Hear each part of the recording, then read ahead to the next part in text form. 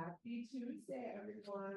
We are bringing you another amazing edition of Community Conversation right here at Junction 2800 Junction Road, home of the Mary Parker Foundation.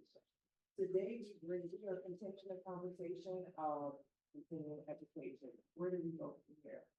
I have two amazing guests today here on our panel. To my right, I have the gorgeous Miss Raven Powell, who is the CEO and president of Guiding LLC. And then to my left, I have Ms. Charlie Lee, who is a representative here from Atlanta Metro College. Thank you, ladies, both, maybe both, maybe both for lunch, for joining us today. Let's just jump into this conversation. Education is such an important topic. It is something that it's every day constant. There's changes, there's moving parts every day. I want to learn a little bit more about the services that you provide towards education.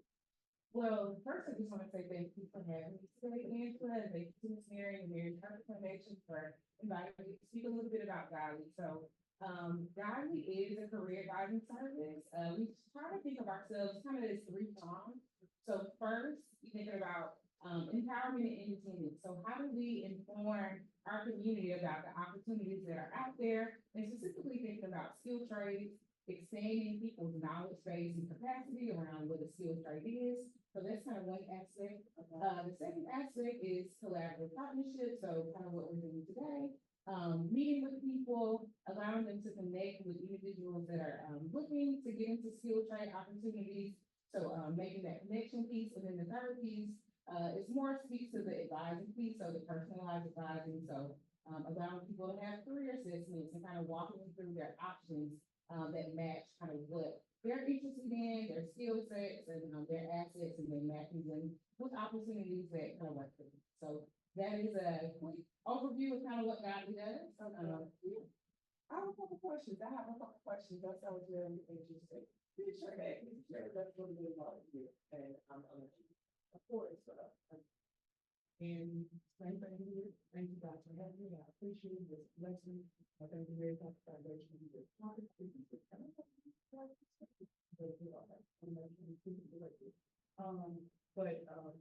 I am a representative or recruiter at Atlanta Conference State College, home of the Mighty Trailblazers.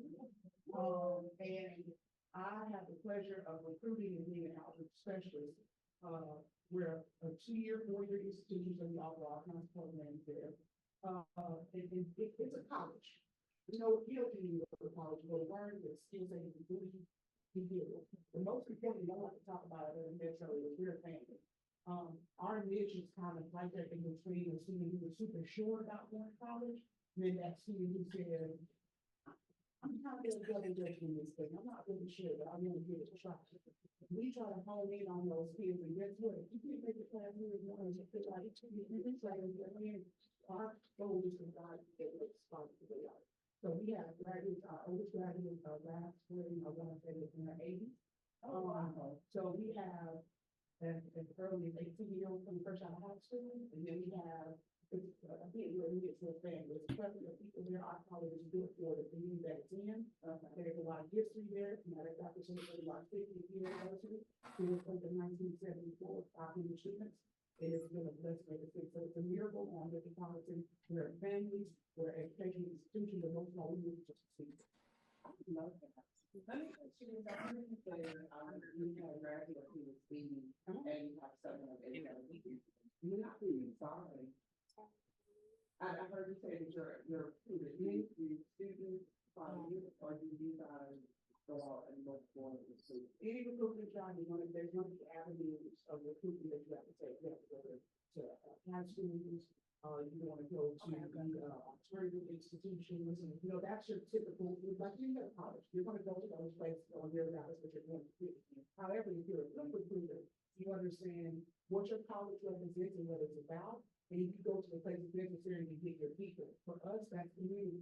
We have to be able to give it to our community. Our community is what has kept us there that long. So it's important that we have community engagement as well as educational engagement and other partnerships like the Mary Parker Foundation, making sure we have people that we're not a big college. what's the one considered a community college, a junior college? Okay. And we have a big part of the experience. I like to say, you're small enough to know you can involve enough to grow. And that's what's important for us. So we're in the community. The community engagement is important to get our people as well as educational and partnerships. All three of those avenues of good representation, they know the problem. I love it. Yeah. So that's great information. Thank you, Chair. I want to jump into some of these questions you ladies want. Go ahead.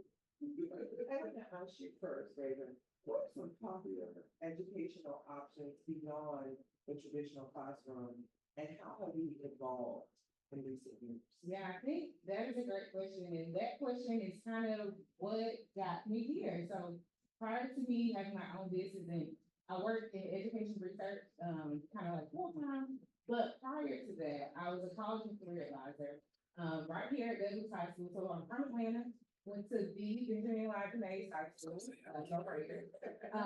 Went to Georgia, came back, and I was a college and career advisor for a couple years at Douglas.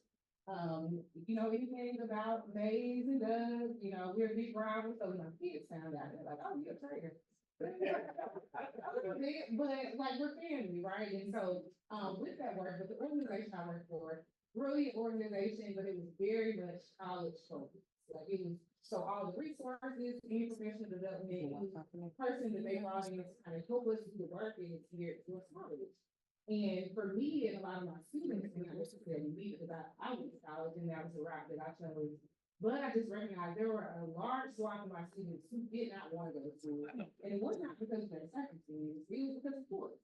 And for me, as a college and career advisor, I'm like, okay, so I have to go out, and it made me become so much, so very resourceful, because I had to figure out what is out here in the community for my students to do if they don't want to go to a traditional 4-year or 2-year kind of college role. What options are there for them? Because I know you can make a valuable and step into a valuable career without necessarily going that route. And I think that's ever so apparent in the world that we live in today. Like there are just so many options to kind of get to it. And so like I got to work, I was doing and I found that there are so many organizations, like for example, I'll just highlight one that I work closely with, like Westside Works. When they started, they primarily serviced the English Avenue and Vine City communities. But since then, they've expanded kind of who can join those programs. And they have 5 to 6 different skilled trade program options. So ranging from culinary to IT, and kind of some things in between. And so with those specific categories, there are also programs too. So, there are multiple options for you. So that's just an example of something that I found when I was kind of doing this legwork. And then now that 5 years later, I'm in this role where, looking to be a partner, but also continue kind of that mission that I started when I was in that college and career advising role, which is bringing opportunities to people that they don't know exist. Because I just realized there are so many people in the community that are doing the great work. And it's like, okay, how can we connect these people, these organizations with each other, for one, to kind of, larger that impact, but also how can we connect them with the communities that they're looking to serve? Because if the community doesn't know that they're doing the work, they can't be as impactful as. So I hope I answered your question. Absolutely, yes, she did. That was a very thorough answer. Thank you so much, Raven. And I'm gonna swing that question over to you, Charmaine, from your lens, from a recruiter lens over at the college. You want me to repeat it? What are some popular educational options beyond the traditional classrooms, and how have they evolved, in your opinion, from your mentor in the recent years? Wow, that's a good question. Education is a life thing. So in my opinion, social media has almost, if you're unsure about who you are, and you're unsure about the other options that are out there, here's the reason why our work is very important. You almost get swallowed up in the ideology that a success or education or anything is almost unnecessary, or it's right at your hands in a grip. And that's not reality. So there are a plethora of options. Most people don't even have to go to school and be a millionaire at this point, if that's your goal. But what we miss out on without having traditional education involved or having these other pathways, available, readily available, and have an understanding of those things. I just think, in a nutshell, it's very important to know all of your options, because there are so many. Social media, if you do all of them, you'll see them everywhere. I mean, again, you have to be very sure that there are. I think that there's so many, it's so many ways. Sorry. Of options, but you have to get out here and research and really know what your options are. Outseeing what you see right in front of you. If that makes sense. Yes, it does, and I believe in what you said in regards to social media. Well, I think social media is a good place for entrepreneurs. Entrepreneurs to get their guidance, entrepreneurs to get their vision, that they don't have to go to college, but without entrepreneurship and having a good mentor to get you in those rooms, it makes it a little bit difficult. So I agree with what you're saying that, social media is a good response to that's not the really good. So with that, let me ask you this: how do alternative educational paths such as online courses, apprenticeship, vocational training compare with traditional classroom training in terms of outcome and skills development? I mean, it's a simple difference. You get hands-on training on one lane, and then you get the education on the other lane. That's why it's a good idea to partnership together. Online provides you flexibility, which is very important. You have people who are having to work 2, 3, 4 jobs to maintain, and you still want education, but without education, sometimes you can't advance, depending on what field you're in, in this world.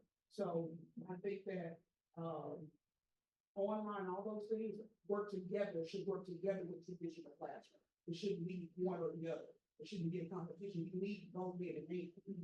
What the classroom can provide, hands-on can provide. What hands-on can provide, classroom can provide. That's why, if you want to take me out of rabbit hole, let's go ahead and get me started about people not understanding the beauty of relationships, understanding the needs of it. That's the whole thing. That's the reason why you're more in vocation and technical, right next door to me, to our institution in the technical college. But we need to work together. You can teach them the skill, but let me teach them how to manage their business and their books and things when they get out in the world with the skills that you gave them. That'll get you started. It's not a comparison. You should work together. That's in a nutshell. Yeah. Yes. We have a question in the audience. It's okay, I'll say it first. I'm so happy, Shirley, to hear you explain the dynamics of hands-on, virtual, and IT classroom. And there is a place for each in our society today, but not one location or one concept is working well in the population. So I, first of all, thought we all with college, and I refer to it as junior college, because we have contact with a lot of high schoolers. And when they don't know really what they want to do, we introduce them to the schools, start there, start with the basic courses, while at the same time, we're looking at the same students for a career field, we can help and better help their money on their drugs. So the question that I have is this: from a community perspective, you all need to be able to how important is it for you as a professor to partner with local organizations such as this one, who can further assist with program advancement? How beneficial would that be to the program? Do you currently have such partnerships? Yes, absolutely. We couldn't say anything different. Again, one of the second pillars, some of the things that our community president of the position got, something selling personally, president for our institution, the initiative, and they did last year as well. So I was doing around the problem. Yeah, so, I mean, one of the things that she did, she came in and she created 4 pillars. She focused on employee satisfaction. She focused on student satisfaction. But one of the pillars of community engagement. If you do not have community engagement, you're in a community. Same concept with policing, we talk about it, it's a whole other day for a whole other time. But if you're in a community, you cannot grow a community if you don't know what the needs are in the community. So, to answer your question, partnering with the community is vital. It's vital. You have to have a community involved in anything that you're doing if you're in a community to make sure you have the support of the community that you're doing, and that you're involved in the community. It's just that. Yeah. We appreciate that. That's one of the reasons why we hold these monthly community conversations to be involved within the community and share the resources that are available within arm's reach that a lot of people might not know that it's available. So thank you for that information. And thank you for expressing the importance of community engagement. Absolutely. Did you want to answer that? I think Sade, Sade, she covered your question, Dr. Parker, so. We all on the same page now. Yeah. You mentioned 4 pillars. I heard 3. So now we're gonna start. Okay, so it's rewards within the institution, not only about on a good stuff, but she focuses on employees, students, community engagement, and there's one more that I can't put on here. Yes, but that's her focus. Just so you know, she is a woman of thought, a woman of action. And so she came in with a solid plan that I firmly believe in, and she is going to make sure we work together as a whole. So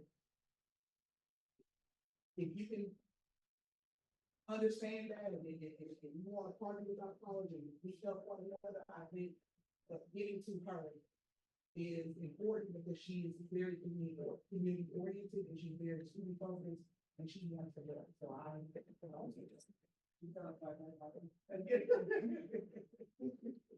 Brandon, let me ask you this, how can students and professionals such as yourself identify which educational options beyond the classroom that suits the students? well, for one, they can reach out to Guidely. But I think to echo kind of what Sade talked about before, I think in a different lens, like with technology and the internet and how interconnected we are today, there's so much available to us in our computers. Now, that could be a bad thing because, you're over inundated with information and you kind of get stifled a little bit. But because there is so much out there, like a simple Google search, like if you're just interested, and I saw you had some questions about AI. So I was I'll get gonna into jump into that, but since that was gonna be my follow-up question. There's so many tools, Angela, and honestly, like the most familiar AI, I feel like at this point is like ChatGPT. So you can just do a quick entry like, hey, what could be good for me if I currently work as a sales rep, or like what other options are out there available. Now, you won't have that personalized, kind of touch point like Charlotte was talking about, because you need people around you that have kind of expertise in certain areas, or people that are just able to ask kind of some additional questions that you might not necessarily get through like a AI generated prompt. But getting on the internet or going, what I used to tell my students a lot of times, if there's a thing that you're interested in and you know someone that works in that field, give them a call, ask them like, hey, can I come shadow this work? And I was just telling my cousin about this. And I was like, yeah, you can ask people to shadow this. She was like, what do they mean? I'm like, just go to their job and like follow them around all day. Like similar to like, when we were kids and you have to take your kids to work day and things like that. Like you can go shadow someone to kind of just expand your knowledge around what this work does. Because she's interested in being like a dental hygienist. And I'm like, okay, so let's call the dentist. You go to the dentist, you take your son to a dentist, call your dentist and ask them, hey, can I come in for maybe half a day?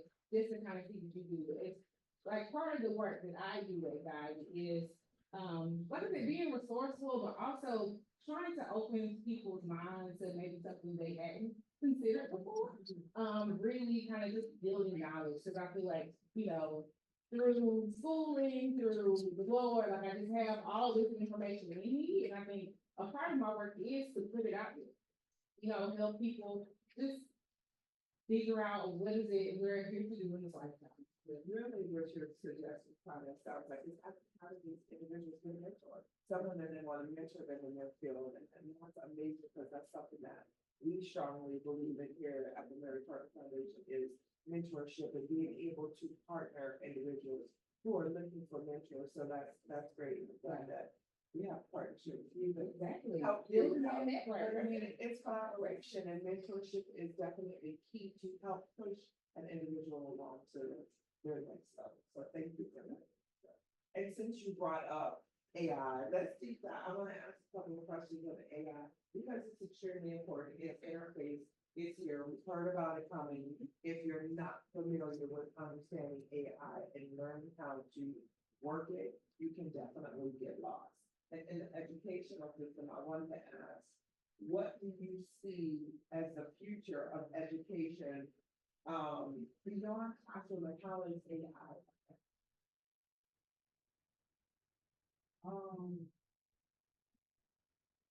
You do education beyond the classroom. Yeah, how do you see AI, not, how do you see AI shaping the future of education in the classroom?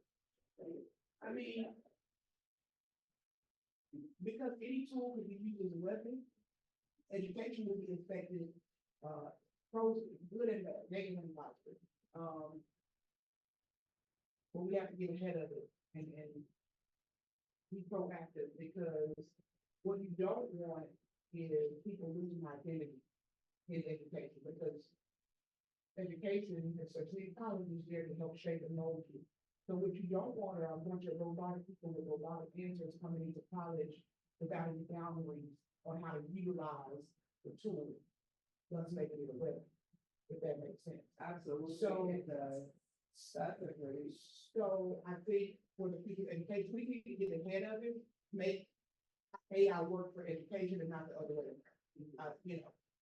And we shout out to the soon to be Dr. Takara Holmes, who is another one, and the Fox State College Director of Student Life and Engagement. Yeah, she has started that rally of making sure AI, we get ahead of AI at another metro, because which again, we want to make sure we use it as a tool and not a weapon. So to answer your question in a nutshell, time and things are going to change this concept. Absolutely. Be willing to accept it and get ahead of it so that it works in your favor. I mean, so that's what we have to do. Do you use AI as a tool? I'm old school. Okay. I'm a young woman in age, I guess you consider, but I'm old lady on the inside. I'm like 8 on the inside. And so I tend to, I'm trying to get back to writing checks for my bills and put them in the mail at the stamp, right? Because I feel like we've lost the essence of time and we've sped things up so much that we can't enjoy anything. So for me personally, I don't use AI a whole lot. I know how to use it because I'm not unwise. Because you have to know many things that you have to know. But for me personally, my recruiting style, my lifestyle is true face-to-face, one-on-one, genuine personalization, which lasts. Now, figure that out, what you say that you get more when you do it that way. So I don't really do a lot of things. I'm not even on social media, And Rachel, let me ask you, do you use that as a tool, and how do you see AI shaping the future or impacting the future of education? I think, so yes, I do use AI. But I use it more in ways, like in my full-time role, like if I need to generate like an email to like all the researchers, it's like, hey, I need to say this, and they'll spit me out an email, and then I have to say, can you pare this down? The thing about AI too that people don't, or I think it's becoming more general now, but you can tell when people are using those AI tools to kind of, especially when writing, you can tell they use a lot of predicates and subjects, and there's lots of commas, and there's like all these extra words. So it's like, hey, could you make this a little bit more concise? So I use it in those ways, but I would never use it because I do like research, so like writing, I would never use it like to write an academic paper or anything like that. Because one, ethics and integrity. but also, because like I said, it's easy to kind of spot out when you're doing work. So I use it for more menial tasks, I would say. But just generally how I see it impacting education. A lot of the things that Charlotte said, as far as like, especially I think the AI should be a little more restrictive, maybe in those more formative years. It looks like maybe coming through like K-12, just because you learn so much about like basic writing and like how to critically think, and you don't want to erase those skills, from people who are, our kids, us, like we are the next labor market, the labor force, and so we want people who have, the skills that they need for their particular role, but you also want to make sure you have transferable skills. And those are the basic things that you learn as you're going through K-12.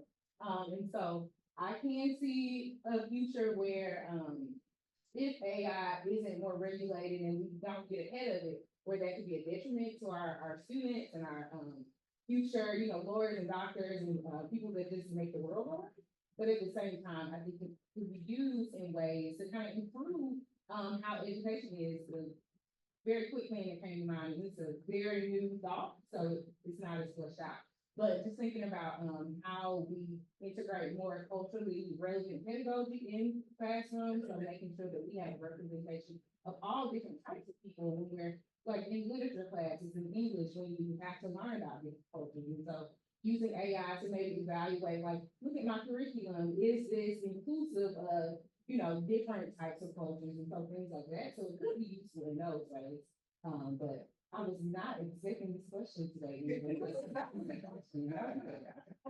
was it. Well, we like to keep people on there. We have a little here at the very front foundation. Well, let me ask you this, because I did hear you make a comment about job market and transferable skills and transferable skill set. Why? And this question I'm gonna actually pose to the both of you. I'll start with you, Raven. Why is lifelong learning becoming increasingly important in today's job market? Oh, that's a great question. I think this is a great segue. So thinking about just our world is ever changing. I know people of all times will probably say that, but it just feels like, in this day and age, things are changing so fast. The world is moving faster, technology is advancing, and with that, there's a very real conversation about the labor market, the skills that you have, some roles kind of being phased out. Like, I don't know about if you guys in the Wendy's lately, but Wendy's on the inside, like, it's only the customers, they don't take your order. It's computerized. It's computerized. Everything. Right, and so at some point, that computer was somebody actually taking your order. So when you think of the roles, like very kind of basic skill set level type roles, those roles are being increasingly phased out. Like some Walmarts, all these self-checkout. So when you think about things like that, and just saying, okay, I might be in my 20s now, and this kind of role works for me, but is this role gonna even exist in the next 5 to 10 years? So what do I do in the case that it's not? And so I think that is why lifelong learning is so important, and you have so many opportunities out here to build up those skill sets for free. I go back to Westside Works because I love them. Shout out to Westside Works.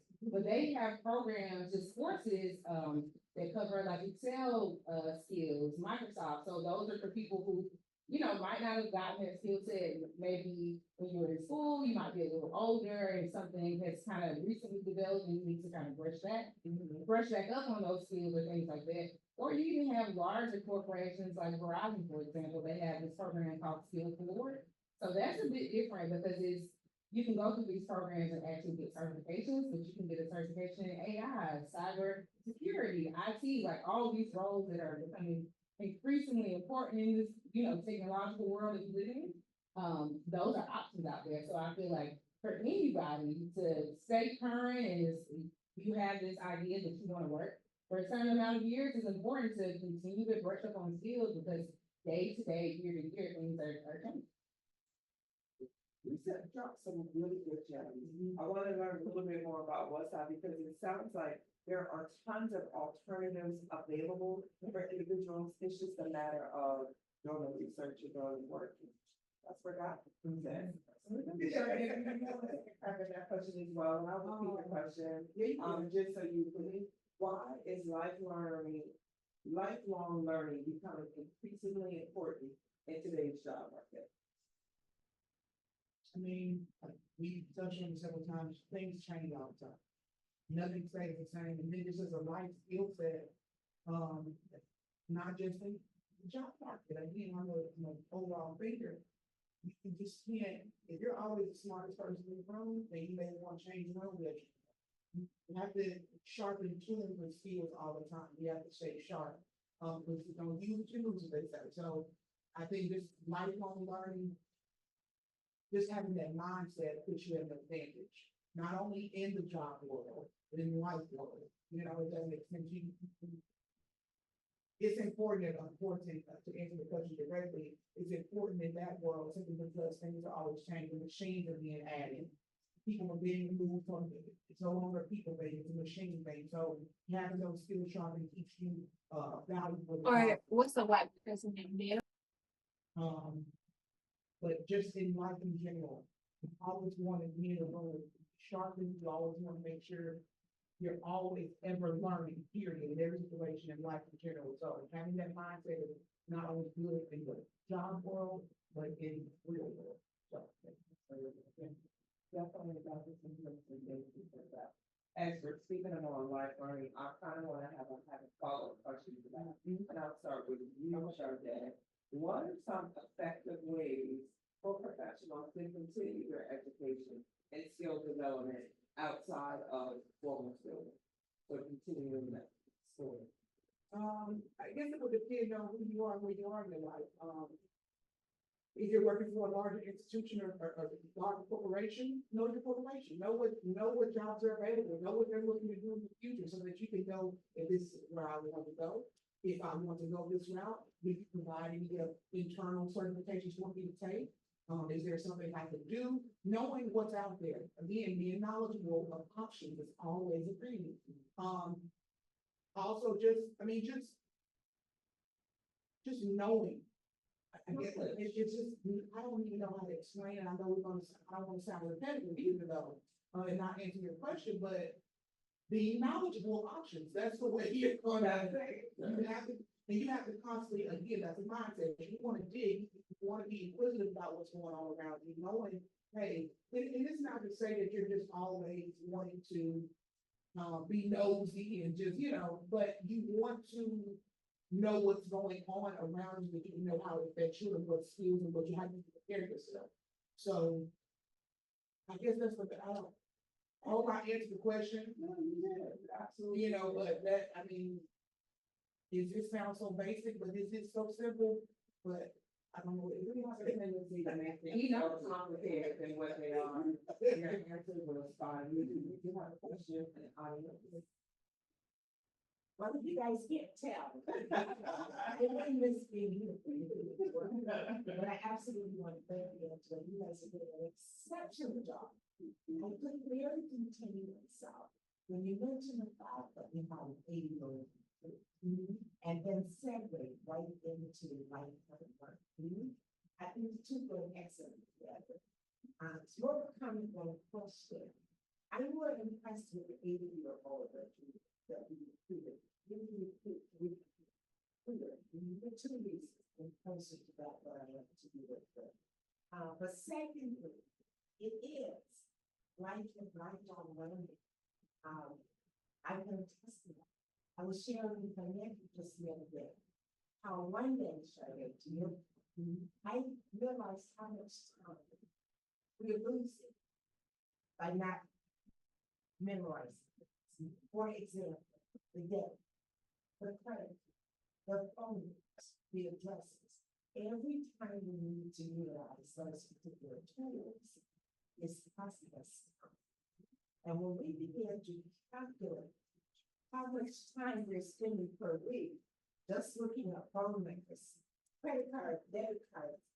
One day I calculated if it takes me 2 minutes each way, that's 4 minutes out of if I make 20 calls in a day, you would easily extend your time over 2 to 3 hours a day, just looking at something that you didn't take time to remember. So what you're doing with the OC, the taking, that is a great thing. And the other piece I want to use time to that is when you're touching information, you tend to retain it better. Everything else is an instant. That's why we're not retaining those numbers. So ABO quickly, I just want to thank you. And you are looking good. I want to swing this question over to you, Raven. What resources are available for individuals who want to engage in lifelong learning? And how do they access them? That is the bigger, is the access. Yes, and I'm glad Ms. Mary had her comment, and I was thinking through, because I'm like, Aaron was gonna swing this to me, and what can I say? Charlotte is saying all the things. So one, be nosy, like Charlotte said, but like a practical way to kind of do that, and this is a tip that I just learned actually from my boss, that she subscribes to so many newsletters, and that is, one, your email is gonna be full of stuff, but also, like, I always know a new thing. And I've been, kind of a nosy girl since I was a little girl, like, I always wanted to know a lot. And with that, you know, picking up that tip, like subscribing to newsletters, so anything you have an interest in, for example, like, a lot of my stuff is education based, obviously, so, like, I subscribe to a lot of newsletters from Jobs for the Future, that's directly correlated like with my guided work, but I subscribe to their newsletters, like the World Economic Forum. I'm a little nerdy, so it's like I'm looking at that, but because one is useful for my business, like staying on top of current labor market trends and kind of what is going on in the world in general, like that is something that I need to know. But I also want to know that this, like I like to know stuff, and I like to know what's going on. And then another way is like coming to community engagement events, like, for example, right here at the Mary Parker Foundation, like staying in tune as to what you guys going on. So I follow you guys on your social media pages. Before I was like, am I on the listserv? Cause like I get some stuff and, you know, some stuff I don't. And that doesn't mean like every single email or like every newsletter, like you're gonna read, because I definitely don't read all the stuff. But I always know if I have an inkling or like something that I want to know about, first I just go to my email, like, hey, what did the World Economic Forum send out in the last couple months, and kind of skim through those things. And then from there, it just takes me down this Google kind of rabbit hole search. So I would say subscribe to newsletters where you can, be engaged in your community, and I know that looks different for some people. So if you're faith-based, if you attend a church, like tapping into your church, figure out like what's going on, because I know a lot of churches engage in community, events and things like that. So looking to see like who is around you, like outside of your front door, and kind of stay connected with them. So I hope those are some practical ways that people kind of start to figure out, okay, how can I access these community resources that are out there? And it's first like expanding your knowledge base, and you get really newsletters and talking to folks, you know, talking to people. Thank you for that. I do have a question for you, and I understand you're in a sports setting, so let me ask you this. I'm so sorry. Miss Raven, and I'm a very happy, sorry. I'm kind of sorry. Organization encourage a culture for employees, like what resources are offered? And does a college offer any resources for employees who might want to continue their education? Absolutely. For an educational institution, for instance, free education. You see, it's only work at an institution, anytime you feel, I know you have seen your employee free tuition. And that also is across the board on most. Typically, from what I've gathered, over the years I've been in that world, if you're working for an institution, then you typically can get it. So in that lane, providing chances for advancement, chances for being certification, just continuing education, like, for instance, when I was in, Providence, Connecticut for a very long time, one of the things they did, it was something called Grace Hill, I'll never forget them. They did these knowledge checks, and they kept you abreast about sexual harassment in the workplace, things that are going on. So the more you know, And the more they can provide internally, it provides you the opportunity to be able to advance from within those walls. And again, transferable skills, we said that works, goes that way so many times. A lot of these things I've learned are transferable skills, so the more you can obtain for free from inside your institution or organization, every class they have, we give you everything they have for free. We are the most, I've learned this about my culture.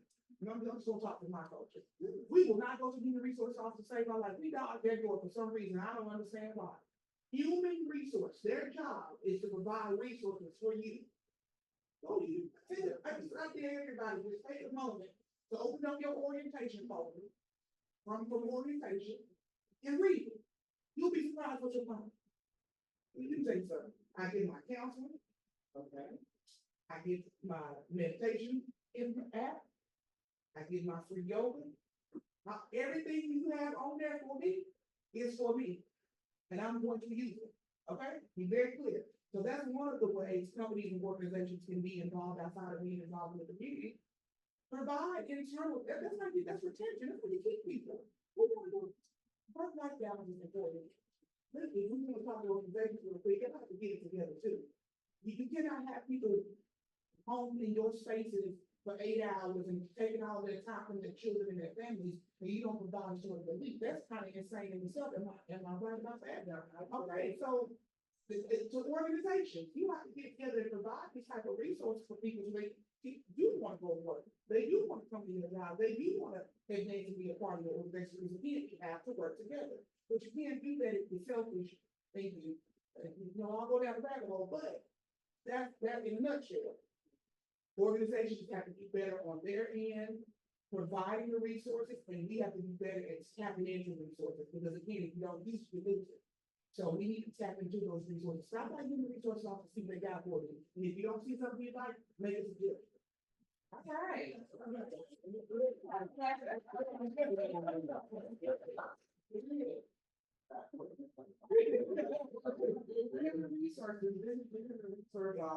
They're full of information, and that was so helpful. Let me ask you this, wait. How can society ensure that educational opportunities beyond the classroom are accessible to everyone regardless of social economical background? Ooh, that's a great question. Because when my mom went first, and then you had the tail end. So I want to just start off saying schools are doing a great job at bringing opportunities to students. I wanted to say that first, because I feel like as I get into my answer, it may sound like schools aren't doing enough, and that is not the case. Working in a school, I mean, we don't all work in school, but when I became a college and career advisor, it really opened my eyes as to how much schools are taking on. And that's actually why I went to grad school and went to education policy programs, because I was like, how can we bridge these gaps between what our families and students are experiencing, especially regarding social and economic statuses, and the opportunities that you're afforded seemingly just because you were born in a neighborhood where your SES might be lower or higher. So how can we bridge these policy gaps? Because it's not just the responsibility of schools to kind of bring opportunities to students.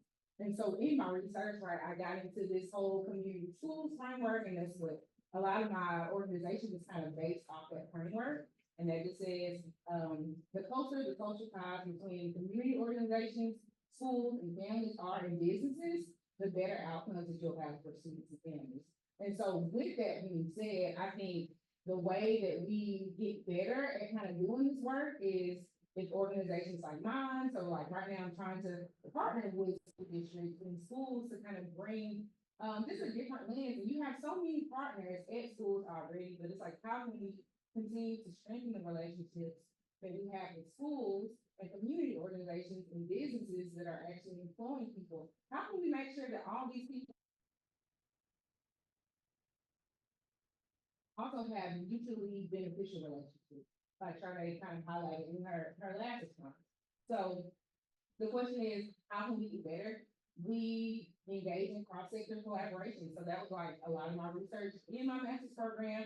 And that's pretty much that same framework that I'm bringing into my business, because I don't want to only be working with school districts and saying like, hey, I'm working with your kids and we're sending them off to kind of figure it out at that point. It's like, hey, I'm working with your kids and I also want to bring these local businesses that are employing people, or these businesses that engage in job training, or the Mary Crocker Foundation that builds knowledge. So I want to bring all these people to the table, and so we can have the best outcome for students. So I think that's the way that you do it.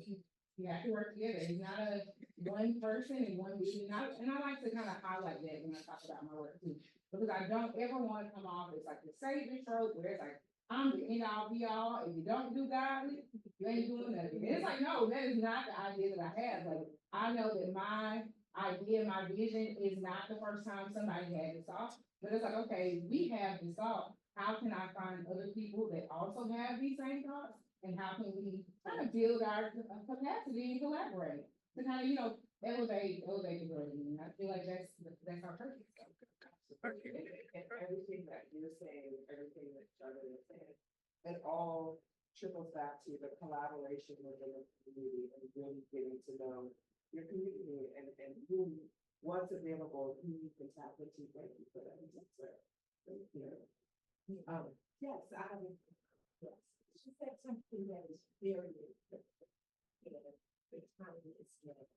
It's something we've talked about doing. And I've got a couple of really good resources that's so positive. I would like to invite you to be a part of Spirit this conversation. The you as well, I want to open you as part of the Spirit that when you everything together, research, collecting them, but what you what you guys are doing is already done. It's going to make a far more engaging video that if we did a hearing of this. So I'm doing my record today and as well as I'm going to the kids. If you have a piece that you know you believe in that would be beneficial to the community through survey, please email us. Let us know your part and your availability. I would like for us to schedule a meeting between now and the sounds good.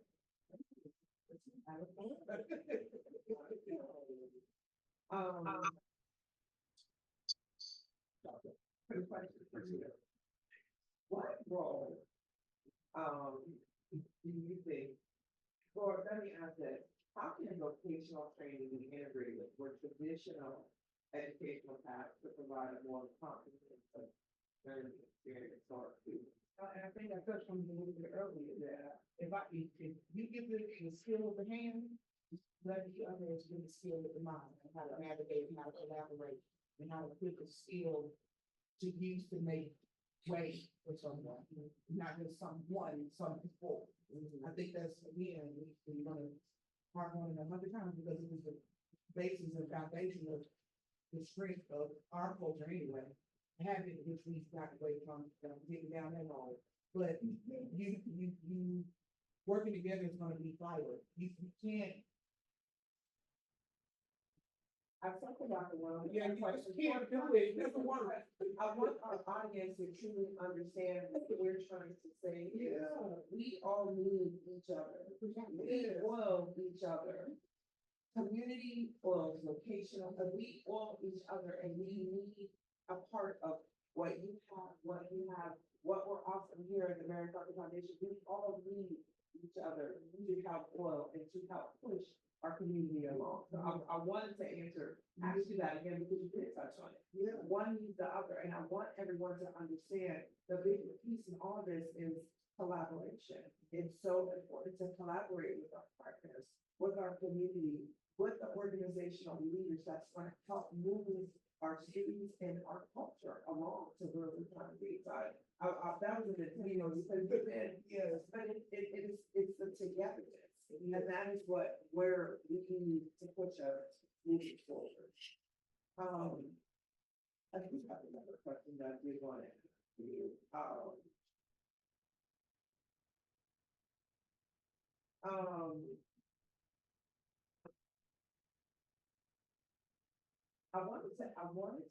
And this is kind of twofold for the two of you, because as you go over the students and you talk and you mentor and you help guide, how can students, students and professionals such as yourself, identify what educational options beyond the classroom kind of suits a student that's sitting in front of you or a student that's sitting in front of you? Take on that. Okay, take on that. Time is up. Okay. So, I think you asked someone this question earlier to Raven, which, and I think this is one of your personalization is gonna be important. There's not a one size fits all when it comes to education, whether it's traditional or vocational or lifelong. There's not a one size fits all. Again, you have to get back to, in my opinion, it's not law, no effect. But in my experience, it was just something you can't take from me. In my experience, having that one-on-one with people is way more, it's a slower pace sometimes, it's not as instant as we would like, but it's more gratifying.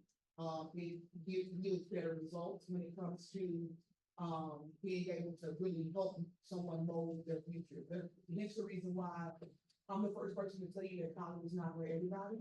I'll tell you that right off top. I'm gonna tell you like it is, that it is what it is.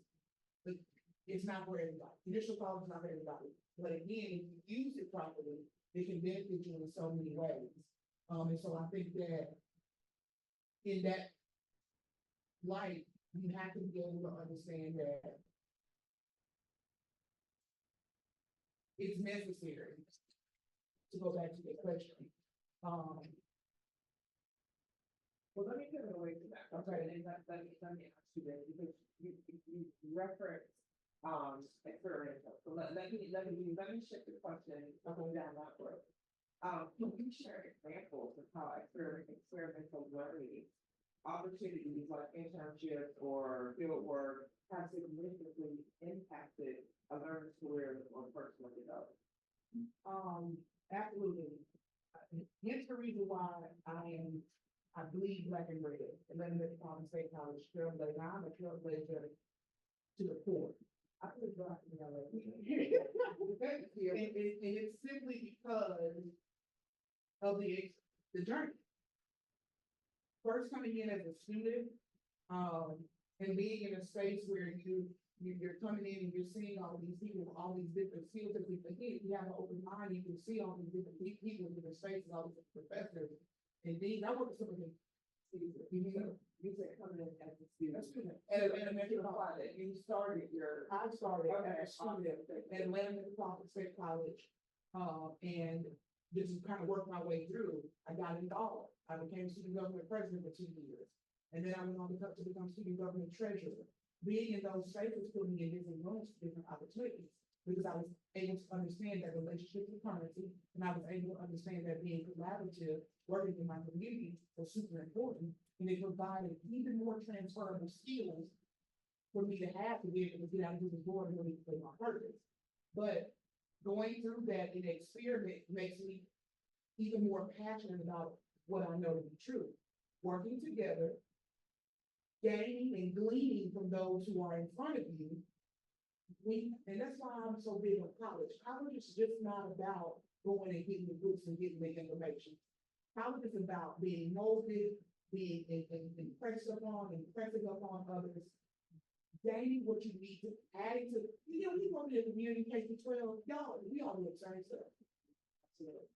You'll very rarely find some people that you know that's going to go outside of the walls and going to do something great. And you're blessed to have 3 or 4 of your list, But when you go to college, there are people coming from all different spaces that you haven't even seen or thought of before. And you're able to collect, and that's what creates community instead. That's what creates, and I always use Mark Zuckerberg as an example. That is not, yes, the Facebook man, right? When I, excuse me, sir, but he went to college to get an education, but he walked out of there with bright ideas for people who were just like him that had the same mindset. They didn't start Facebook when he graduated. They started Facebook from their dorm rooms on their computers with a bunch of like-minded people. They didn't go to ask anybody for anything. They didn't use what their skills there, their creativeness in the norms, and now everybody can't even put their phone down. It's 5 minutes to have a conversation because you're on Facebook, it's now on Instagram, it's now on Twitter, it's now. So you have to be able to get into those worlds and get some like-minded people. You want to be sharp and again, you don't ever want to be the smartest person in the room. If you are the smartest person in every room, get up and walk out. Go somewhere where you can be sharpened. And I firmly believe, because of my experience, college will do that to you. And if you don't graduate, I'm telling you right now, I want you to graduate. I want you to get a degree. But if you meet your professor who will hook you up because he can see in you that you're great and you may not need this, that, or the other, take advantage. And you can't do that if we're stuck, if we're as giving us information, withholding information. Because we have that problem too. Everybody want to be greedy, don't want to share the info. It's okay. Share the info, let people be consumers of the information so that we can work together and have that understanding. It's not as easy as it sounds, but it makes sense. And how do I know that? That's the question, because of my experience. I'm never going to talk to you about something I read. I just don't operate like that. I'm telling you what I know. Get out here and engage in the community, know what's going on around you. And I'm telling you, I'm not take about time this way, but I had to learn it for myself. I'm telling you what I know.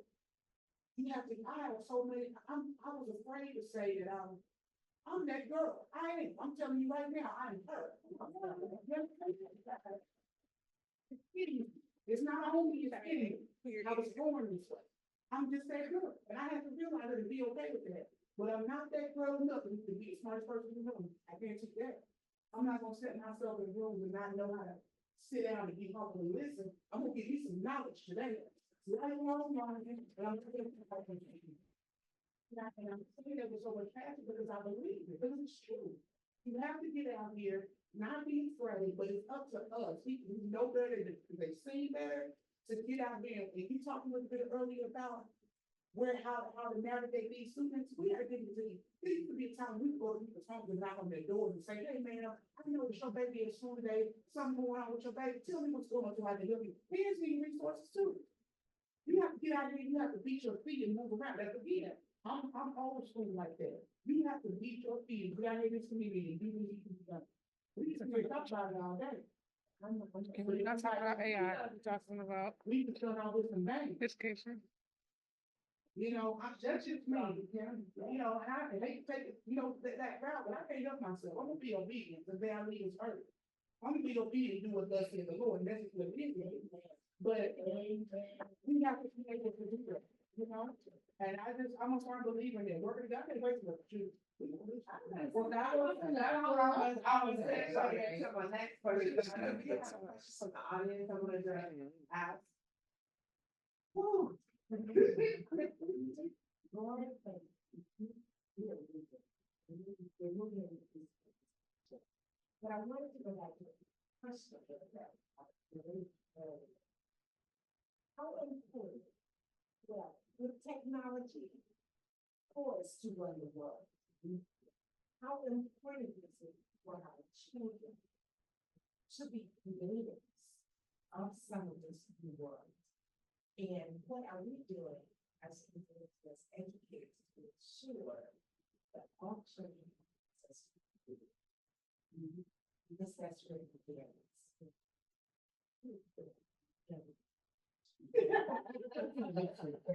No, I would say that, so I know that coding is like, thinking about like technology, AI, coding, IT, cybersecurity, all of those are fields that have a lot of buzz right now. And so I would say, I believe, like I know, so a lot of my work, I work in Tennessee. They are doing a lot to introduce AI and coding into the curriculum and like getting, particularly thinking about computer science, because that's the way you talk about it. At the case level, those are the classes that you go in where you're picking those skills up.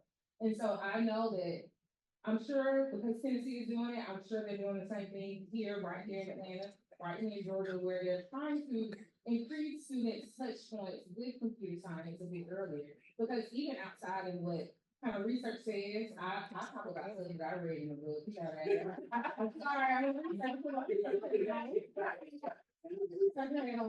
but so research does say like computer science, you're not only picking up skills that you need to kind of do the coding and, you know, run code on computer and things like that. But computer science is teaching students how the transferable type of skills that they need when they're integrating into the workforce based on the jobs that are there now. Like it's because it's teaching you how to think critically. And those are the skills. So they're trying to integrate more critical thinking back into programs. Because at one point, I won't even go there. But trying to integrate critical thinking and things like that back into our schools because you need a educated populace. You need people who are able to critically think, take an idea, kind of pick it apart, figure out like where does this messaging come from? Well, should I think about it like this? Can I think about it like that? And then come to their own conclusion as opposed to just following orders and just kind of taking demands and then taking the face value and then kind of falling into line. So we need people who are critical thinkers and that programming, so bringing it back to like coding and things like that, I think those should be more integrated into schools. And I believe that charge is already happening. But I'm not as tuned in to say 100%, but I know our education and charter, you're giving me a head nod. So I think that is the answer to your question. Yeah, I see it happening as well, but in certain communities, I'm not seeing it happen.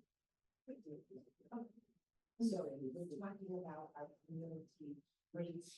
I'm looking at community level. For them to just as science lab on that is a big increase. It's very Yeah, and I thought to just highlight another program. So we feature the Grove Park STEM Club. We feature them over the summer. So the Grove Park community, they actually had a STEM club for students that were, I want to say like 5 through 12 over the summer. They met maybe somewhere between 4 to 5 times. It was on Saturdays, like every other Saturday, and they introduced students of the young age to coding and what that looks like and getting them familiar with those type of things. And they also had like a robotics feature like one of those sessions too. So I think the programming is coming into communities that look like us, Black and brown communities. But I agree with the point that it needs to just be increased because those are the skills and the things that our students are going to need to be really familiar with as they're going to be the next labor force. And like those are the skills we need. And so if we can increase those touch points early on, the more the better. Had a follow-up to that, but I know we have 2 questions online that we want to read and go ahead and address, but I kind of have a follow-up comment on the expert learning that we were talking about for you before we jump back over to that. You said there were 2 questions? Okay. One was, what are you guys' thoughts to both on STEM schools taking off the way that they are? I think that STEM is great. I was an arts girl though. And so I think that we should live in a world where both are equally as valued. Yes, technology, science, engineering, math, those are important, and especially like the conversations that we have around like things in that realm, like, oh, these are lucrative jobs. These are jobs like you have a big brain, you're a real thinker, but you're into STEM. And that's true. But with arts people like myself, like I was a history minor in college. I thought I used to want to be a history teacher. And so like there is a lot of value in arts and in things that are more like socially inclined. And I think that any person, a well-rounded person, you're gonna have strengths on both sides. With those actually use different sides of the brain. Like when it comes down to it, I don't want to say which side of the brain is which, because I'm not entirely sure. But I think to have a well-rounded individual and the type of people that you want to share a world with, you want to have skill sets on both sides. And so I agree with STEM learning, but I also, I don't necessarily agree with the erasure of the arts, because I feel like that kind of just enriches culture so much when you think about arts and music, and like I was in band, chorus, orchestra, like all of those are skills, but I don't just walk around singing and pulling out my violin, but that has just made me, I feel like so much richer, like the things that I've learned, the experiences that I had when I was in those band programs, and the things that the opportunities that were kind of opened up to me in a way, I see so much value in that. So, I'm STEM schools, yes, but maybe STEAM schools. Have you heard of that? The STEAM with the A included, because we don't want to embrace that. And then those are the things that make learning enjoyable. Like, we don't want to cut the joy because we're so focused on like trying to make these, people who have skills and work, and like that is not what life is about. Like, we were not put on this earth to work. Don't let me get on the soapbox. Okay. Because listen, Come on now. we were put on this earth to, fulfill our purposes, and some of that is work based, but a lot of that comes from more enriching experiences. And so I think schools need to be just a part of that part of our world, as opposed to, well, in company with the other part, the more technical. I agree. I mean, it makes sense to me. I think, of course, USA wouldn't be USA if they didn't prepare the next workforce for what they're trying to do and what our future looks like. It wouldn't be USA, it wouldn't be a business, right? Because USA is a business. So, and you have to, they understand early on that you have to start from, you gotta start from K-12. So you don't, they can push it. But it's up to us to have these conversations and say, I see what you're trying to push here, but let's not, let's stay balanced. Because we're not gonna have a bunch of robots walking around here that can't think for themselves. So that's what we don't want to have. So, I'm all for STEM, I'm all for all of that, but I think just having good balance and having the other side is super important. You have to be able to have balance. If not everybody is, I could care less about coding, so people look, I could care less. I understand what its purpose is, but I'm not interested in that personally. So you have to have people who are super invested in that. But you also need somebody to say, hey, take a break, meditate, calm down, bring it down for $8. And again, you can get into self-care and all those things are important. So when it comes to the art, being able to express and things like that. So yeah, I agree. That's that. Our online viewers agree with that and A to C.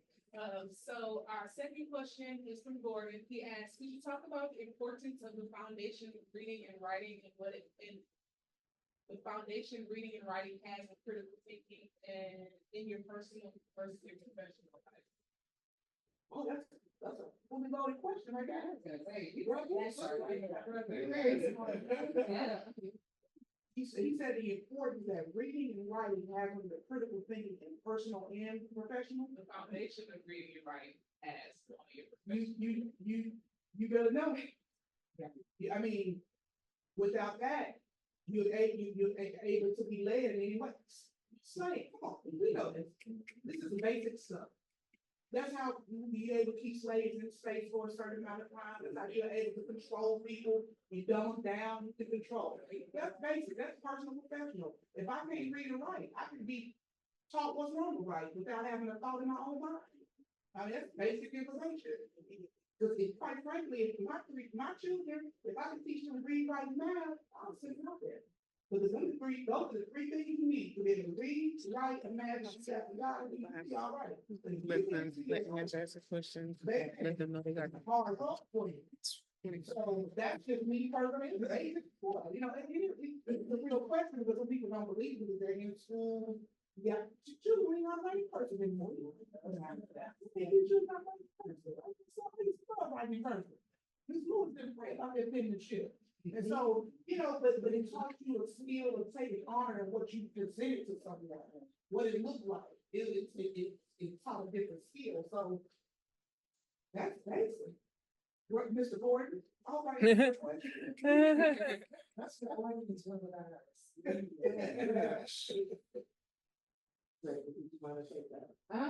I think Sade got it. Yeah. I can't follow her. I cannot follow her on those same questions. Like, geez, You always will. So one question, and I'm gonna bring back to you, we were talking about the learning. how can institutions and companies, and actually it's kind of twofold because we have an institution and a company sitting up here. How can institutions and companies collaborate to create more experiential learning opportunities for students? I think, you know, it's already in swing, you know, for instance, that are making a part of Amazon, providing, you know, opportunities for education, accessible education, which they pay for on the back end. You know, just providing opportunities. I think that's the thing that people talk about, we need more collaboration. It's super important. Organizations providing money for education, and we providing accessible education, especially when you have work-life balance. That's how we, you know, bridge that gap. And having a supportive, and for an institution, you want to be able to support the working class in that way. You can't just have that partnership and not be able to support the population that comes with that environment. For instance, again, we're working with Amazon. If we're going to Amazon and we know they're working 3 split shifts and they have children and they have, we have to make sure that what we provide as an institution is going to be able to fit into their work-life balance. So we have to make sure we're spearheading and getting ahead and being proactive in what we provide when we're targeting these type of partnerships. And I will say, it's okay to say no sometimes to some partners, because you may not be able to provide a mutually beneficial relationship, but starting the conversation is important, really to point somebody in the right direction. So, as from the institution standpoint, we have to be able to support these populations of organizations and those organizations able to provide some type of support on their end as you see your employees trying to educate themselves, you know, so. Yeah. Could you repeat the question again? Yeah, absolutely. It's how can institutions and companies collaborate to create more experiential learning opportunities for our students? Yeah, that's a great question, and I just want to echo Charlie's sentiments about like the fact that it's already happening, and we see it a lot. And I think I kind of tried to say that in another answer, like schools. And I always default to schools because they're kind of the baseline when I think about students and families and the people that they're trying to reach. And schools are already doing a lot to collaborate with different organizations and companies to have mutually beneficial relationships. And I think that is what's important, because when I think about some of the work that Godly is seeking to do and the work that we do, is connecting these two people, but we don't want to only connect them and then the schools aren't really getting anything, the students are just graduating and then going to work. That's not a mutually beneficial relationship. What would be mutually beneficial is if these organizations are now partnering with schools. So yes, we want to train some of your students, maybe your older students, so seniors and juniors who are ready to leave school and kind of enter the workforce, and they might be able to take up some of these skill trade jobs. But also, we want to make sure that these businesses, how are you either one opening your pockets, open your purses? Hey, are you funding these schools or like giving them money to kind of enhance the programming that they already have? But also, how are you educating, like trying to educate even the younger students? And not to train them up to now working your role, but it's like, how can we broaden the experiences in the knowledge base of students? Because, you know, a saying that I just like, you don't know what you don't know. So, when I used to be a college and career advisor with my students, I'm like, what do you want to be? Well, I don't know. And so it was my job to try to bring as many different organizations and companies and types of workers and all these things into their vision line. So then now you can make a more educated decision around what you want to do. So how can we make sure that students are knowledgeable of the types of jobs and opportunities that are out here available to them? And then do I have a couple more? Well, yeah, okay, because it kind of segues into my next question, which is, what are some of the challenges that we have addressing? So I felt where you were going, so if you want to roll into there, you can, but that was the needed question is, what are the challenges that you're seeing implementing some of this learning and academic curricula into, and how can we, whether it be from a community standpoint, a company standpoint, how can we address it? How can we help make the difference? So let me tell you, so I think there is a lot of partnership and collaboration that is already. But one thing I like to ask people, especially when I think about Godly, right? We are trying to just open up and expand people's mindset around what a skill trade is. So one thing I like to ask people, what do you think are the top 5 in-demand skilled trades in Georgia right now? Angela, I'm gonna ask you, Sharday, I'll ask you. You say, give me 1 or 2, top 5 in-demand skilled trades, Skill trade, mechanic. okay? Truck, logistics. Okay. You're both, oh, HVAC, okay. Ma'am, did you have any, of course, I'm sorry, I got your hands raised. Well, all you ladies are wrong, right? And it's always so surprising, and so this was a little loaded question, a little bit, so I asked you for the top 5 in the all the trades that you listed are In demand, not but the they are top not the five. top 5. All the Mm. top 5 in demand trade jobs, and this is from research, I read it. So Georgia Department of Labor, all 5 are in the medical field. All 5 are in the medical field. And so, right, and when they Try blood. radiology tech, that is like number 1 or 2. But yeah, so it's like, one, people don't even know that one of these jobs exists. And then also these jobs fall under what can be considered a skilled trade. Because a skilled trade is any job that requires a specific skill set, knowledge, or ability. Technically, all jobs are skilled trades, but when people think about what skilled trades are, you think of, it's a very limited idea. Like you said, mechanic, construction, manufacturing, those are the roles that come to mind. But you can have a skilled trade, like you can be an aviation technologist. You don't have to go to school. And get You have that checks. in our database, now you have a database with all these apprenticeships and internships and just skilled trade opportunities. You can go work for a company and they'll teach you on the job, like how to become this. You're also getting paid, you're getting that formal classroom training and that hands-on experience. And so to bring it back to your question, how can, what was it? What were the challenges? What were the challenges? The challenges, yeah, I think the challenge is one, so when you think about labor markets in general, a challenge is how can, you might wanna do this one role, but the needs of your labor market might not meet it. So those roles may not be available where you are. So I think one, that's a challenge. So like a huge employer in the Atlanta area, like Home Depot, Amazon, like those are really big employers. So of course, they're gonna have more limited types of jobs, and not because you can't be that, but because those are what are near us. They are looking for a specific skill set and specific roles to do it. And so that could be a challenge when you have a student that wants to be like an aviation tech. And it's like that role is in like South Florida somewhere. So it's like the opportunity is available, but can you necessarily get there? But you can also go to a technical college and get that same skill set. That pathway is a little different. There's still a 2-year role, you can get funding to kind of cover that, and then come out and be an aviation tech. But the pathways are different. And so I think the challenge is trying to get all of that information to students in a way that's digestible and palatable, right? And so that's why part of God is saying, it's like, how can we increase knowledge and empower people to say like, hey, these are roles that I can do, but we just have to figure out how to know. So, I hope I made sense.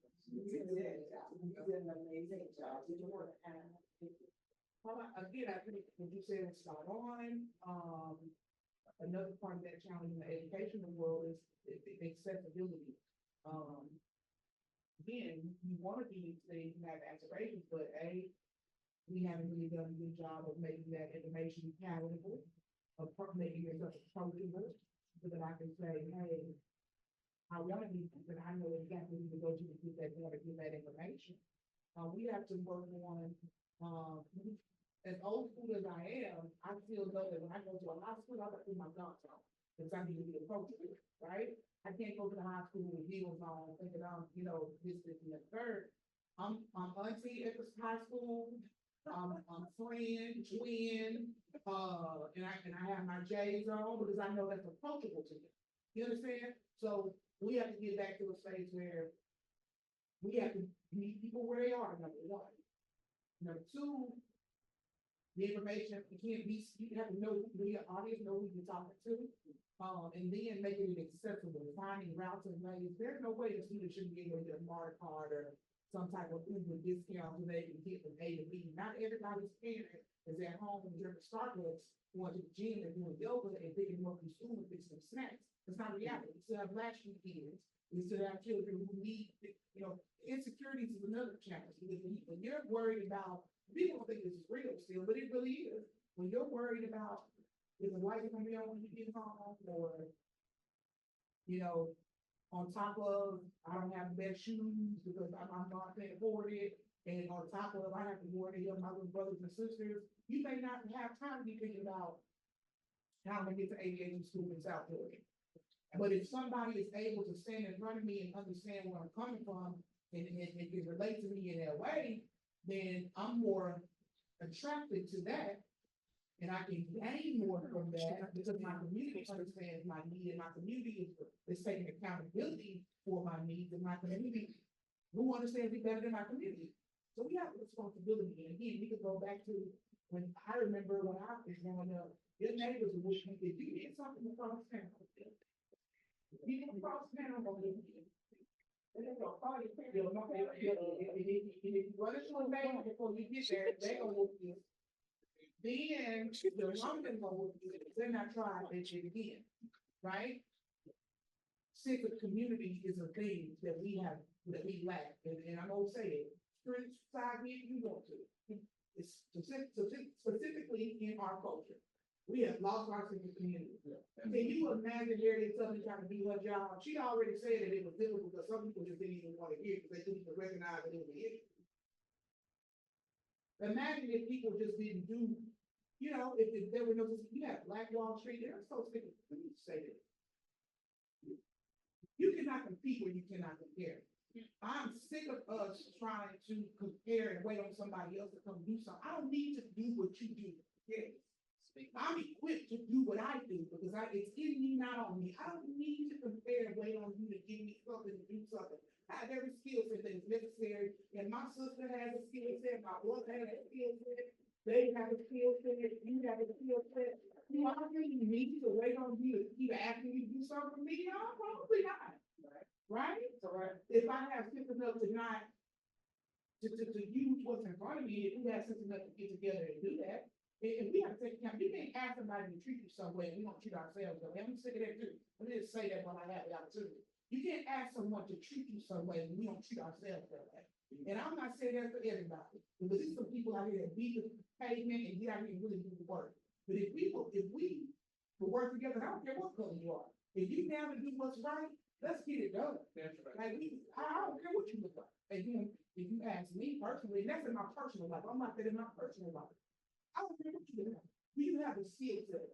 Like now for the cause, well, let's get it going. What are we talking about? So as a whole, the sense of community is the biggest challenge. If we wanted to give a big umbrella, sense of community, understanding that it does not take all of that. It does not take the Louis Vuitton shoe with the Gucci hat to get it done. A simple Reebok will do. Okay? And on that note, we have a couple questions in the audience, so we're gonna go ahead and ask Ms. Rose if you have a question. Yes.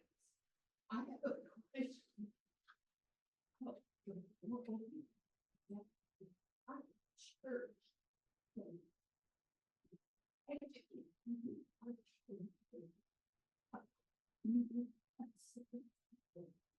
We know the church is the city. So they have She really actually hard.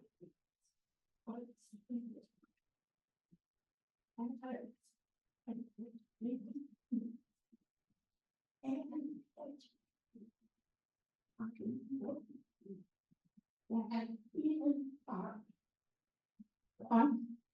churches, they have in the church itself a whole computer and technology room.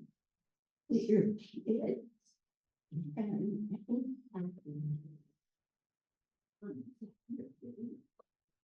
at night time, and we reach this beautiful room.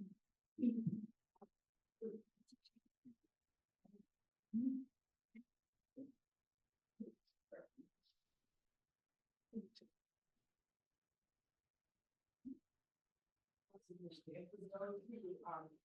for those who are viewing, just for the question, what's sort of a comment, I'm going to take the name of the audience about our churches and how our churches, the difference between black churches and white churches.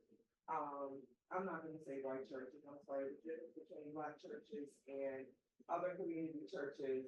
You see educational centers and churches, and I think a lot of our community churches are starting to get the finances together where that we can put those communities and those computer systems into our churches so that we can educate our students. And I think the concern was other churches and our congregation having a one up on our community because we don't have the finances to provide that. Is that what you were saying, Ms. Rose? The computers and all that in the classes. And I think what we're doing is our communities and our churches, we're getting back to that and we're helping educate our students. They're in there on the weekends outside of Sundays as well. So yeah, we're there. We're competing. We're in those same markets. Our communities are doing the same. Can we do a little bit better? Absolutely we can, but we're definitely headed in that direction. So thank you for that. Thank you for that feedback. I do see we have another question. Dr. Parker, you got a question?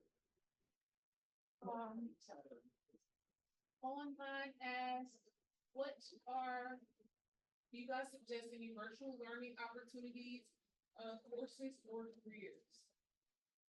Yeah, so a couple that I've already doled out today. So the skills is skill forward. So without the S on the end of skills, it's by Verizon, where you can just Google Verizon skills courses. Those that have cognitive, AI, coding, cybersecurity, IT, and the others are kind of dating right now, but those are all free for 12 months. You can go through them and you can actually get your certificate at the end of those courses. So it's not like you're taking a course and then coming out with get your certificate in the field. And then also I'll just highlight again, like Westside Works, they have 4 different categories of programming. So culinary, IT, medical, and business. And under those umbrellas, they have specific courses. Some of them are paid, some of them are free. You can get funding through the WIOA or Workforce Innovation Opportunity Act. There are some eligibility requirements. They're pretty simple. So the first one, you have to have, your income has to be under a certain threshold based on your family size, or you can qualify for like any social welfare benefits, and so you will be eligible to apply for the VO funds. And if you don't qualify based on kind of your income or whatever, they can refer you to some different services that can help cover the funding for those programs. So those are just 2 that I just like to reference. But there are tons of free programming out there. And then, like I said, Westside Works, they do their best to, after you go through the programs, they help you with the certification, and they also, sometimes they do job placement if they have some openings with the organizations that they partner with. But other times they just help you kind of go through the process. You get a career advisor, and you're able to just get placement, and they'll work with you as you go through the process of securing a job.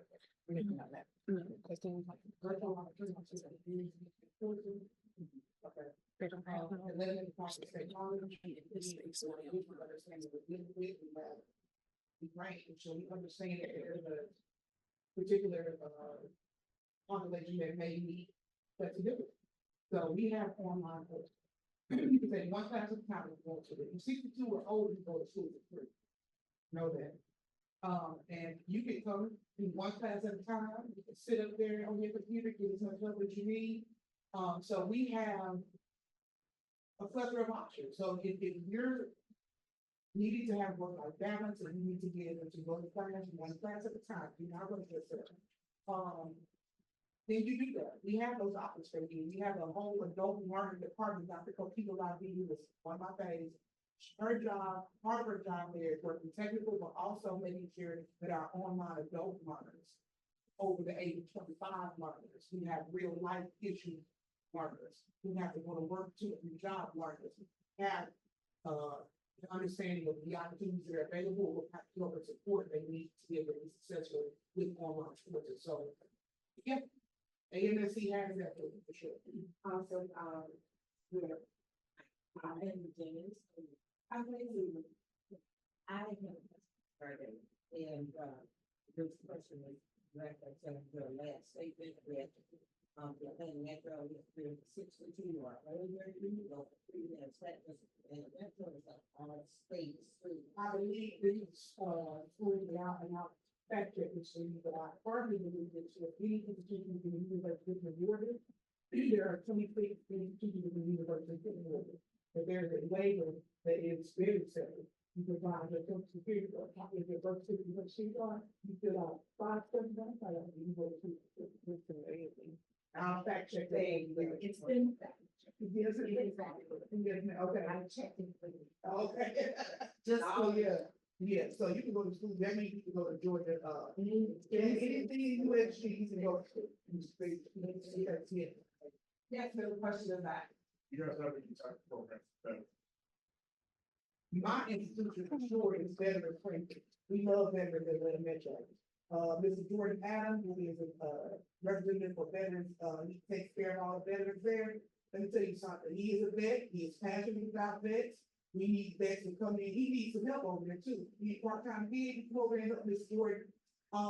He's looking for someone to help him with, because veterans have a lot of opportunities when it comes to education that a lot of them don't even know about. And so that's a whole nother world. A lot of our population of homeless people are veterans too. This is another thing that occurs me, but we'll talk about that another time. But at our institution, there is veterans specific help and assistance that is very particular, specifically for veterans, where you can get all the help that you need, making sure you have what you need. And I encourage you, if you are a vet, you stop by the Metro, we got some for you, I promise you. Thank you, we have, and then we're gonna do our online questions. Hello, my name is Tiffany. I just wanted to add, or ask if you're familiar with Udemy, which is an online, course, where you can take over 200,000 courses. You can become certified, continue education. And it's in pretty much anywhere from computers to, business to, interior design, just about anything, even learning the computer program. It's called Udemy. It's UDEMY. And the courses are $10, $12, $15, 6 to 12 week courses, very inexpensive. These are those who are online again. Certified? Yeah, you can get a certificate of education when you complete, and then you can also use that to apply for a job. Or whatever, when like say if you're applying for a job and they have certain requirements, then you can go on Udemy, take a quick course, get that requirement, apply for that job and say, yes, I am prepared for this job. So you said it's called Udemy, UDEMY.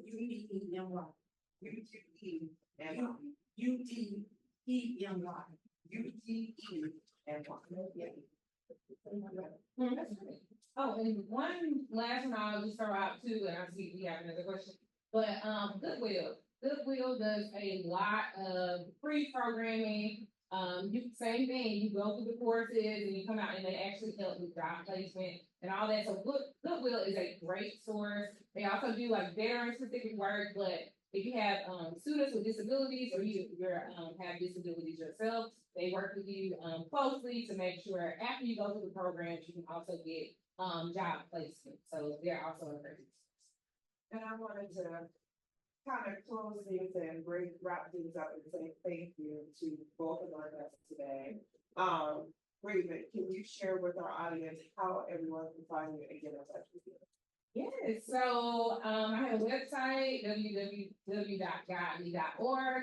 On the page, there's actually like a free resource page. So if you're struggling with housing, food insecurity, things related to people who are trying to re-entry, so if you're a offender, we have a free resource page, but you can actually contact me on the services page. There's a free consultation that I do for all people that are interested in my clients, just so we can have a conversation to figure out, is my service kind of best for you before we get to the point where we've kind of gone through things and you're like, this is not what I'm looking for. So we do a consultation, so you can reach me there. I'm on social media _Guidely on Instagram. That's Guidely, like a guide, GUIDELY.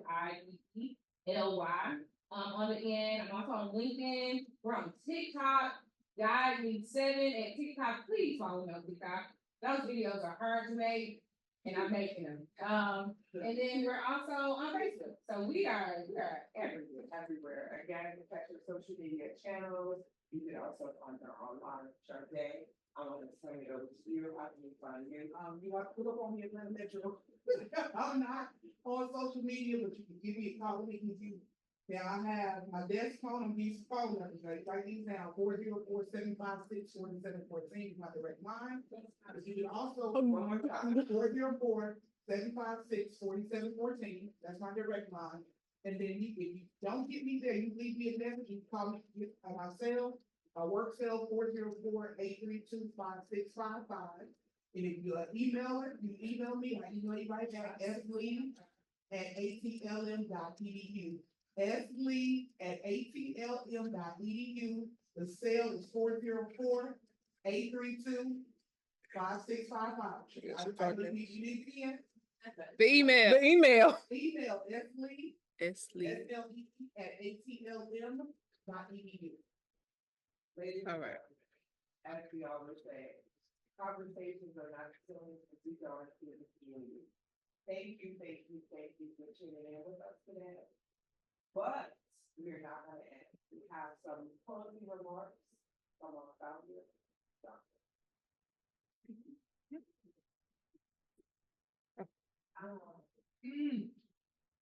You know, when we came up with the education of the different we knew that it was a very empowering in this time. But there was no point that I ever thought we would have to do this. So I personally want to thank you all for being as astute as you in this is so well doing. But I would also be very remiss if I didn't share with this with you as it relates to educating, collaborating, consistency, and access. Now, when we moved out here over 4 years ago, our thought was only to promote entrepreneurs within the community. We identified those 200 businesses, but most of them were solopreneurs. We began to dream of how can we bring your resources, and the community resources and the community. And God gave me a vision that we all can believe, and you're on your team. But I want to share with you the vision that He's given us for this safety and what our role is with the skills of this program. Again, many of you know that currently we are recognized here as Johnson. That was a landing place for us. We knew that it would have a variety of iterations. We went through the academic, what was it?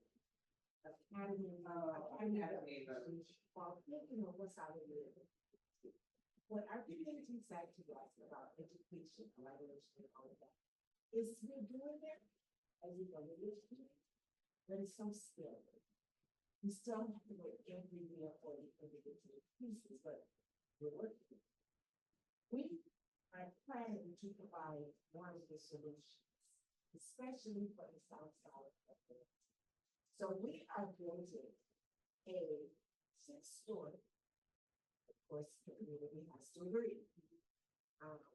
Facility. This is our signature facility. This will be a already used. You're perfect. We can have stars here for the mechanics or the artists or what have you. Some of the future stuff that we talk about, the coding, we can offer those codes here. Yes, we want to support the artists, but we're not really doing it. This, they call this a desert, a food desert. No, this is a desert. We're dying from lack of everything here. This facility will enable people from across the city to come in one location and access whatever resources they need for survival. I just want to turn it around to the audience as well. This will be our campus There are 7.5 acre communities within the DC credit. This is just 1 billion. This is a flagship building. You don't have everything in here. That will include the stories of our community leaders, just people in the community. We want to salvage cities, communities. We heard how we got. Hair so bad. We want to bring that out, but in order to do it, we got to centralize it and make it accessible. But on the main floor, we're already working on stories that someone had. For me, I usually read Mother Jesse Johnson at Sunday. So those stories are so important to our children in this community, because one thing that most people do not know is that Cambridge Road pre-exists here.